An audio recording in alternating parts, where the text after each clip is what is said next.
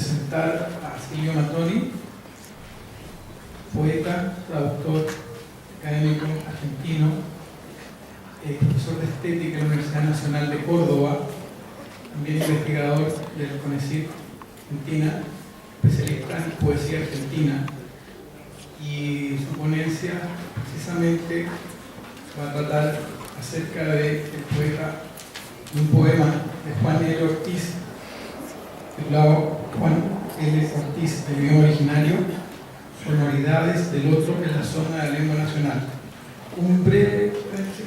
Juan L. Ortiz fue un poeta de Entre Ríos que vivió toda su vida prácticamente junto en esa región, con pueblos de esa región.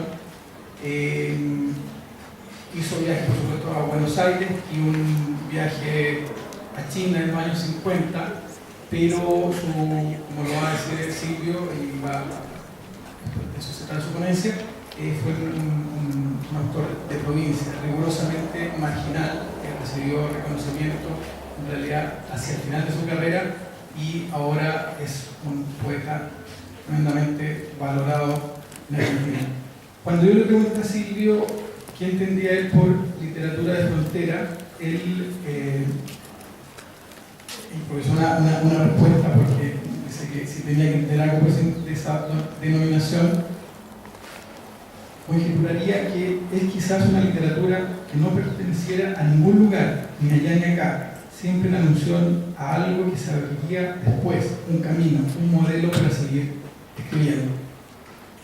Esta definición ya que da Silvio le casa perfectamente a Juan L. Ortiz, ya, y define también el trabajo de Silvio Mattoni como poeta y traductor, como ensayista. Él ha traducido, cito solamente 3 nombres, porque son más autores, a Agamben, a Henri Michaud, ha traducido a Pavese, en fin, es un traductor realmente de una trayectoria destacadísima.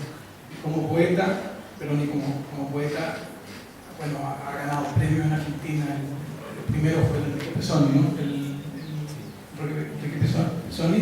También obtuvo una beca Guggenheim en el año 2004. Y ¿qué más les puedo agregar? Es autor de un par de libros de ensayo notables.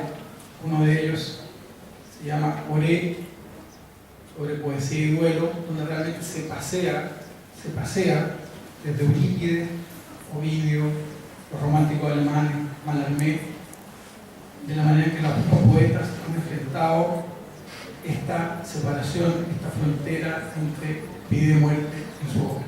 Sin más preámbulos, dejo a Silvio Mattoni. Muchas gracias, Pedro, por tan elogiosa presentación. Gracias a Diana por invitarme, a Pedro por hacer que nos comunicáramos. Y esto cuando lo escribí lo voy a leer en Temuco, pero después tendremos un poquito más acá. Por el latín y el idioma originario. ¿Qué nos dice la palabra Gualeguay? La geografía, si la conocemos, contesta que es un río de una zona argentina, pero es sobre todo un nombre de origen prehispánico. Si un poeta que escribe en castellano lo usa para darle título a su poema más extenso, acaso el más ambicioso, no se le puede escapar la sonoridad del idioma indígena antes incluso de toda referencia. En uno de sus más lúcidos ensayos, Roland Barthes se preguntaba: ¿qué hay en un nombre? Poco importa que se trate de nombres propios de personajes de novela, del nombre de un autor o de una denominación geográfica. La potencia subjetiva de todo nombre se ejerce de igual modo. Los nombres nos ponen delante del significante, escritos y separados de lo que designan. Muestran su faz opaca, nada transparente, que de inmediato adquiere los más diversos colores. Y en la mayoría de los casos el nombre de un lugar remite a otros nombres. Los apellidos recuerdan lugares y también otros nombres. Los ríos rememoran mitologías perdidas. En el siglo XIX, el lingüista italiano Graziadio Isaia Ascoli sostuvo una teoría quizá ya desusada, pero que no deja de ser reivindicable, dado que supone la permanencia del olvidado, el retorno de la memoria de los vencidos en la superficie inconsciente de la lengua de los vencedores. Ascoli, estudioso de los dialectos superpuestos de Europa, decía que había sustratos lingüísticos por debajo de la lengua dominante y que en ciertos tonos, ciertas pronunciaciones, ciertos desvíos locales de la norma reaparecían rasgos de otras lenguas. No fue desde otra visión con respecto a lo olvidado y a veces a lo extinto que los dialectólogos argentinos emprendieron alguna vez la comprobación empírica de que las tonadas de las provincias obedecían a diferentes sustratos indígenas, más allá de la evidencia de que la mayoría de la población argentina desciende, como suele decirse, de los barcos. El intento desesperado de encontrarse con una autoctonía se expresa también en otros ámbitos, el más visible de los cuales podría ser la toponimia, los nombres de montañas, ríos y zonas. Y hablo de desesperación para aludir al costado trágico de unas fundaciones que apenas recubren el exterminio de la autoctonía. Puesto que si antes no había nadie o casi nadie en estos lugares, ¿por qué se llaman como se llaman? Un geógrafo argentino dedicado al estudio de las etimologías toponímicas aborígenes, Alberto Bulletin, afirma con llamativa fe: es por los vestigios de las lenguas habladas en otros tiempos y en un determinado territorio que podemos penetrar en el lejano pasado. Sin embargo, ¿no son acaso esos nombres de lugares reducidos al carácter de vestigio, signos de lo que se ha vuelto impenetrable? ¿No se pierde en el estado toponímico de ciertas lenguas, aunque se sigan hablando contra las oleadas incesantes e inexorables de la lengua oficial, una secreta forma de vida ya inaccesible? Porque si bien la etnografía podía recolectar sistemas, mitologías, literaturas y economías en las tribus que visitaba, aún con los asedios que éstas podían sufrir para entregarse a la homogeneidad modernizante, la toponimia solo puede evocar, con misteriosa devoción, retazos, fragmentos de mundos perdidos. El nombre extraño, hecho familiar para el habitante que llama así a su lugar natal, se vuelve entonces su principio poético. También en el siglo XIX, tan abocado a traducir los mitos románticos a los discursos de la ciencia, el geógrafo francés Gaston Paris culminaba una conferencia de clausura en un congreso científico con esta pregunta retórica: ¿qué puede ser más apreciable, más interesante, incluso más emocionante, me atrevería a decir, que esos nombres que tal vez reflejan la primera impresión de nuestra patria, la tierra en la que vivimos y a la que amamos, con sus formas salvajes o amenas, sus relieves y sus contornos, sus variados aspectos de color y de vegetación, causara sobre la visión y el alma de los primeros hombres que la habitaron y que se durmieron antes que nosotros, sus descendientes? Por supuesto, subyace en esta pregunta, que solo busca una respuesta afirmativa, el mito de la autoctonía. ¿Acaso hubo alguna vez primeros hombres en algún lugar? No es casual que las investigaciones toponímicas europeas se dedicaran a revisar los estratos lingüísticos indicados en los nombres y delimitaran zonas en busca de sustratos célticos, germánicos o más allá, en la sombra de lo indeterminado y lo intraducible, un suelo profundo, lo pre-indoeuropeo. Pero en el caso que nos ocupa no hay tal riqueza de estratos. Todo nombre es vestigio o imposición reciente. Ningún ancestro milenario duerme debajo de la tierra para asegurarnos su protección, para darnos con su nombre secreto, olvidado, la razón de nuestros nombres públicos. Si el río que pasa a mi lado tuvo un nombre totémico, fue un dios para alguien, pareciera más incierto e indeterminable que el sueño griego de ninfas acuáticas y remolinos predadores que les persiguen. Y así que la postulación de un modo comunicativo de relacionarse con el lugar sea también una metáfora de la expresión. Es decir, ¿cómo puede la poesía hablar sobre lo que está presente, lo que fluye y vive delante del ser hablante, si no desvía su lógica descriptiva que solo se seña sobre la materia de las percepciones? Para Ortiz se trataba de una búsqueda por momentos nostálgica de estados místicos, de comunión con lo que hay y lo que hubo y habrá en el mundo, pero que requería una forma, nuevas formas.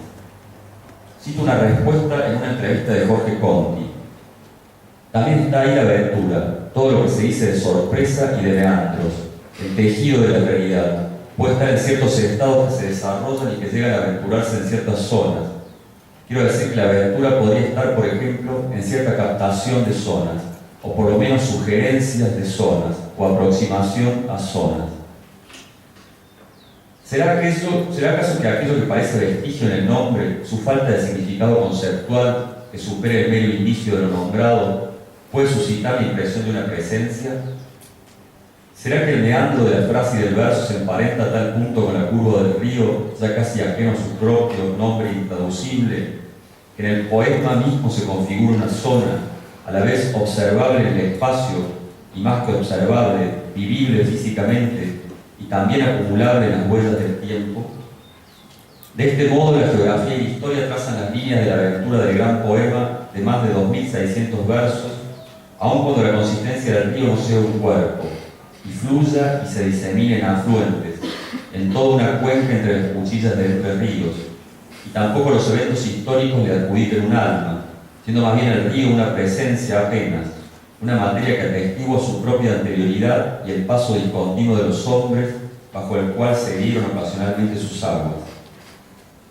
El editor de las obras de Ortiz, Sergio Delgado, explica que la figura central del poema sería una especie de personificación, no a la manera de la antigua prosopopeya, donde se les atribuyen palabras y acciones a cosas o seres mudos, sino en un registro de percepciones, de sensaciones que le corresponderían al río. En casi todo el poema el río se designa con el pronombre de tercera persona, él, y es una forma típica del relato, que revela el fondo épico de El Gualeguay, aunque sea una épica sin nombres de héroes, donde las hazañas y las catástrofes históricas se reflejan de manera impersonal, en las reverberaciones que producen en el río, en su aparente impasibilidad de pronto conmovida. En los primeros versos se interroga la forma geográfica, los impulsos de los ríos hacia el mar, en la parte baja de la lira que diseñaría la provincia de Entre Ríos, aunque sin otro nombre que esta silueta. Y todo el sistema fluvial de la zona, los otros grandes ríos que se habrán de juntar, los afluentes que llegan a él, el río del poema, se despliegan y son nombrados como brazos de la sensibilidad que tendrá que reflejar los acontecimientos, como si fuera una red para captar desde abajo, desde sus lechos y sus corrientes, las presencias erguidas en la orilla o acercándose a saciar la sed.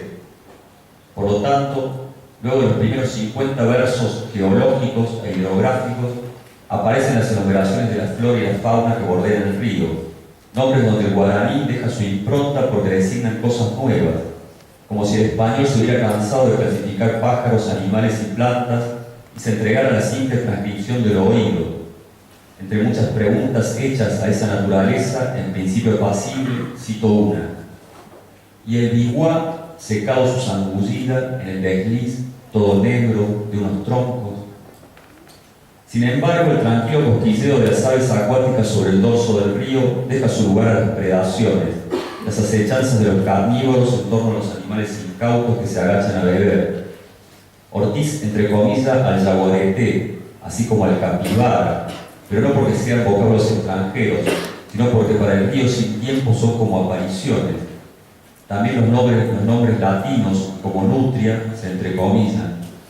Ese jardín de puros sonidos impersonales podía simular la eternidad que Ortiz enuncia así.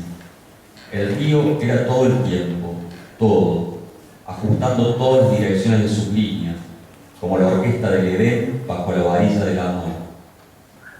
No obstante, esta música parece pertenecer solo a un momento, a la instancia expansiva de lo natural, que se destaca no solo en animales, plantas, sino también en las olas del agua, en el fluir mismo de toda la cuenca hídrica, en esa inmensidad acuática, predicciones del mar todavía muy distante. Y después, en el momento opuesto, ligado a la intensidad de cuerpos que se mueven por sí solos, según la idea de animal que postulara el filósofo alemán Schelling, como conciliación que conserva en sí lo superado y lo opuesto en las ideas de cuerpo y de movimiento, materia y vida, se da la agitación, una muerte inconsciente, la sed de unos castigada por el hambre de otros, y la saciedad demasiado fugaz. Lo que de nuevo Ortiz formula como pregunta: ¿pero por qué la vida, o lo que se llamaba la vida, siempre tragándose a sí misma para ser o subsistir, en la unidad de un monstruo que no parecía tener ojos, sino para los finales equilibrios? ¿Por qué todo para un altar terrible, o en la terrible jerarquía de una deidad toda de dientes? Interrogaciones en torno a él, el río, que se pronuncian alrededor del verso 180. No se le oculta al narrador del poema, con sus pretéritos imperfectos propios de la épica, la crueldad, la violencia que en la naturaleza prefigura en la cacería del animal que habla, aun cuando la captura y la matanza de unos hablados por otros no puede compararse con la inconsciencia del felino y el automatismo del pájaro pescador. Sin embargo, el narrador sabe a dónde se dirige el curso de lo que deberá contar: la aparición del hombre, las tribus y las masacres, la economía, los estallidos cada vez más intensos de los retazos históricos.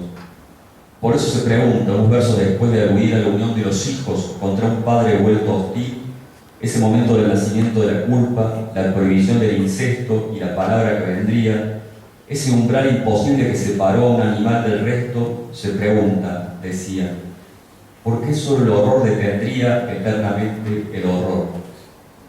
Y en esa pregunta se afirmaría que no hay retorno a la naturaleza, que ya se está y siempre se estuvo en lo separado, en la escisión del mundo y la sensibilidad, en la individuación, y que por lo tanto la unión, la reparación de lo escindido se deberá hacer gracias a un despliegue rítmico, un simulacro de los ritmos universales en el centro mismo de la cultura, en la poesía, del mismo modo que los versos del poema sobre el río quisieran fluir con la liquidez que exhibe el referente extensísimo y antiquísimo del nombre Gualeguay. Precisamente un nombre de traducción incierta, seguramente deformado por un uso que ignoraba la lengua de origen, hasta el punto que se discute si deriva del guaraní o del charrúa. Es el eco de la aparición de los primeros hombres para ese río particular. Y Ortiz desglosa algunas etimologías conjeturales del nombre cuando dice, por ejemplo, o cuando el simple grito entre aquellas orillas, ancho, ancho, de niño, Guaguay se asombrara luego el guaraní ante el agua muchísima, o yaguarí, primero en el espanto del jaguar o en la fascinación del jaguar. La primera conjetura dice que Guaguay sería una reiteración de valor exclamativo traducible como cuánta agua. La otra sugiere la deformación de un nombre que significaría río del jaguar. Pero lo que importa es el gesto de nombrar que Ortiz imagina, ese asombro inicial, esa reverencia, palpables aún en la denominación indígena de toda la abundancia de peces en esa cuenca. Se trata de registros, voces que se habrían perdido, aunque no se perdiera la raíz, el vestigio de unas hablas anteriores. El mismo río, como si en su curso indetenible pudiera quedar grabado algo, reflejaría las miradas que lo nombraban. Pero las miradas del río, casi a todo su largo, dijeran los reflejos a su vez de la primer nobleza bífera, en unos asombros de aceituna. De alguna manera el río se hace más consciente de su propia importancia en el reflejo noble de estos seres hablantes, asombrados, que además no están excesivamente separados de los otros seres, las plantas, los vuelos y palpitaciones, que se imaginan unidos a todo, aunque al final esa unidad natural y originaria pudiera ser como un encierro en la mera supervivencia, el edén de la inmediatez convertido en presente perpetuo de pesadilla, donde solo cazar, pescar y recolectar se repetirían hasta el infinito. No obstante, una estrofa después, Ortiz piensa en el costado espiritual de la vida de la tribu, una apariencia de tristeza o de ocio, una tensión intensificada de los sentidos, una idea de libertad porque no había división en las labores. ¿Qué quiere decir esto para alguien con la formación filosófica y política de Ortiz? Entonces no había división del trabajo, clases, siervos y señores predeterminados, que tampoco estaban por un lado la ley, la norma positiva, y por el otro el sentimiento de lo que debía hacerse, una moral íntima. ¿Y esa ley que era solo la costumbre?, pregunta el poema, recordando una especie de edad poética de la humanidad en que la comunidad integrada no diferencia intereses subjetivos, puesto que nada existe fuera de la tribu. Es una etapa, acaso inaccesible o imaginaria, propicia para el hecho heroico, la hazaña de algunos, los cazadores y después los guerreros. Estos últimos compitiendo con otros del mismo color, pero otros al fin, aún obedeciendo a las leyes del sacrificio, no encadenaban ni robaban, escribe Ortiz. Se comunicaban bajo la mirada impasible pero fija del río. ¿Acaso se sorprenderá el río, esta no persona, ese pronombre que después del título no precisa nombre sino por alusiones, al ver más y más sujetos, refracciones de la historia que comienza a escribirse?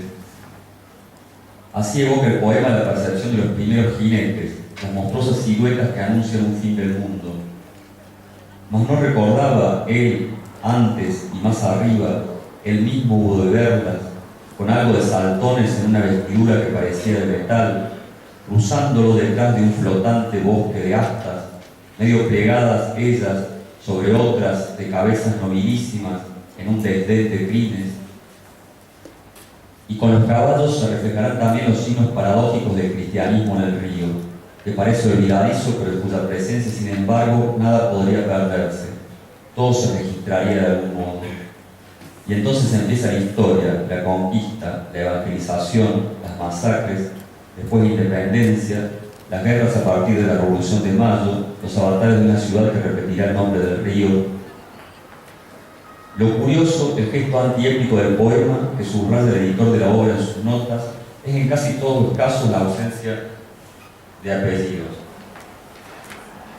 Se nombran otros ríos con los que el Gualeguay se junta o los que recibe, se nombran animales y peces, se nombran parajes, pero no están los nombres de los personajes históricos, aunque se alude muy detalladamente a sus acciones que repercuten en el entorno del curso de agua. Los apellidos son reemplazados por alusiones herméticas en clave de naturaleza. Así el caudillo entrerriano Ramírez, con varios episodios notables en las guerras civiles entre provincias argentinas, es nombrado como una rama, entrecomillada, que se había de quebrar cuando lo asesinan. No hay heroísmos singulares entonces, aunque el río parezca complacerse en contemplar ciertos actos desinteresados o compadecerse ante víctimas de una crueldad excesiva.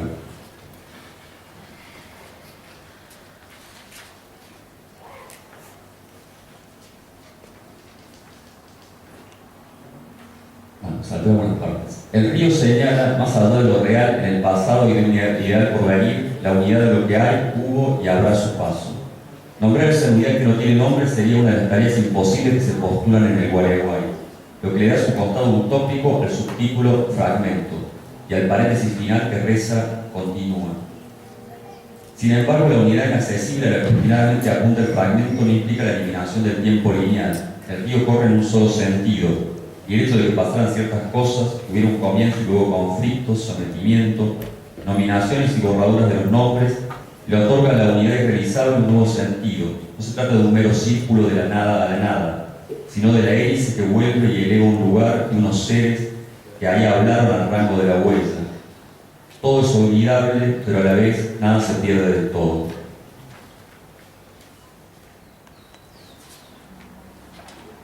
Al final del poema, la unidad del fluir también se topa con una delimitación social, por así decir, de orillas, con la explotación agrícola y la explotación forestal y las huelgas o resistencias que traducen un sufrimiento vivido.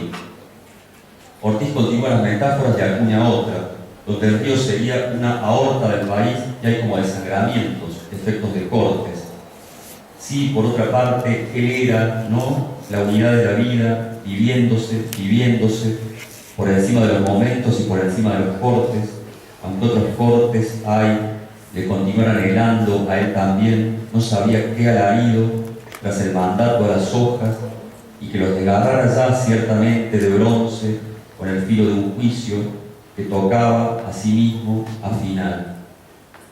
La unidad de la multiplicidad de las variaciones de la vida, que es el fluir del río, cómo convive con la particularidad de orillas tan a menudo habitadas por el dolor, por su misma vida innominada, su fuerza de tiempo y de lenguaje anteriores del idioma, en la que pueden latir, según el verbo que usa Ortiz, unos diminutivos que volaban de una rama por quebrarse.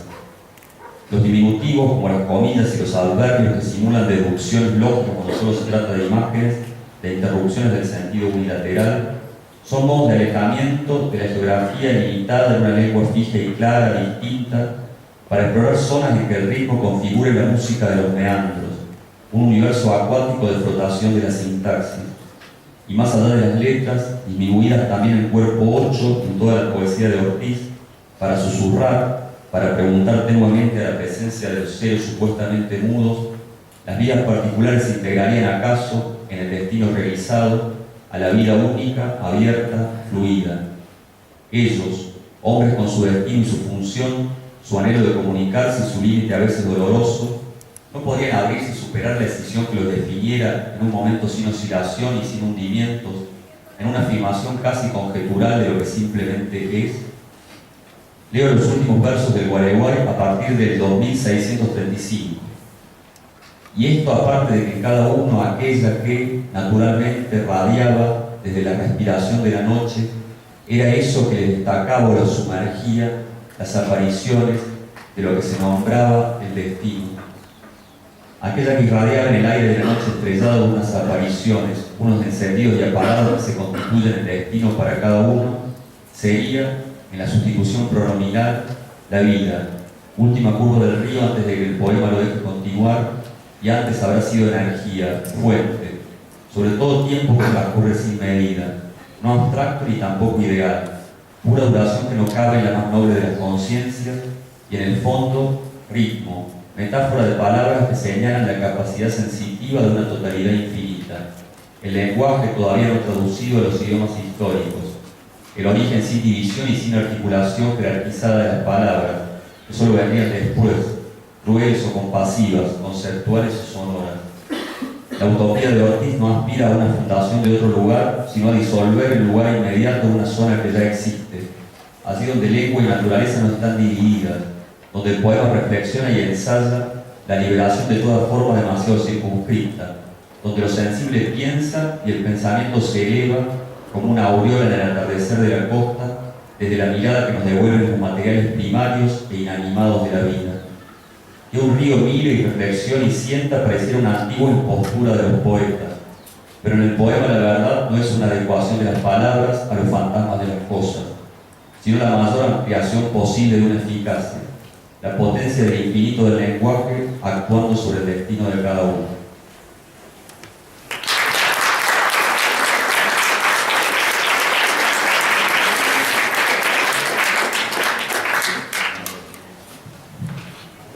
Bueno, muchas gracias a todos los presentadores. Ahora abrimos tiempo para preguntas.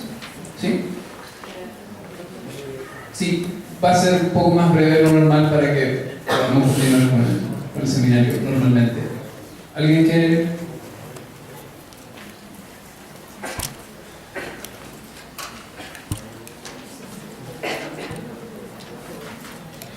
Me envíen sus preguntas.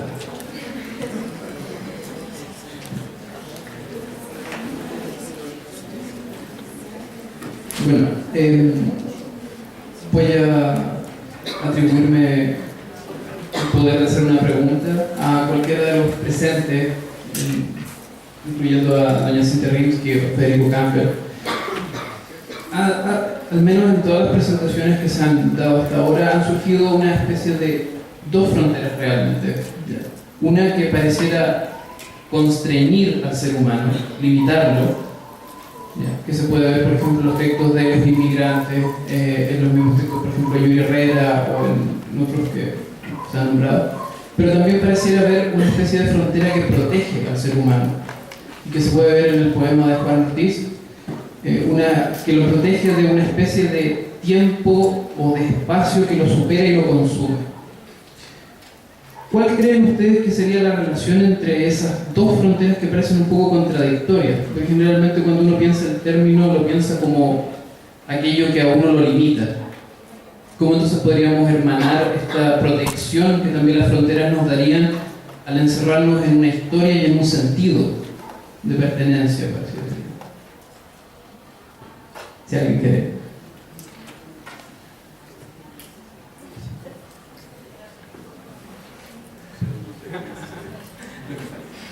Hola. Bueno, lo que pasa es que bueno, yo acá, digamos, conocí un poco el tema para poder encontrar como en Argentina hay una literatura de fronteras del siglo XIX que está muy estudiada para dar en las escuelas nomás, ¿no? Después, a partir de las preguntas de Pedro se me ocurrieron otras cosas y podría haber escrito otra ponencia quizás más adecuada, que podía ser ciertas fronteras de clase y de la realidad que se cruzaron en cierta poesía argentina bastante reciente, sí podría haber ido por ese lado. Pero en el caso de Ortiz, lo que se puede ver en toda la obra, no solo en este poema, bueno, ese afincamiento en la provincia, durante muchas décadas en pueblos muy chiquitos, luego en la capital de una provincia que sigue siendo un pueblo, ¿no? En la capital de Entre Ríos, siempre republicándose a sí mismo y recién a los 70 años, teniendo sus primera edición en una editorial, también era muy pequeña. Algo que a mí me gusta pensarlo desde el punto de vista de un poeta que se llama Bonnefoy, que lo piensa en términos que suenan como metafísicos, pero que son para los poetas, me parece, tienen cierta importancia, que es la cuestión del lugar natural.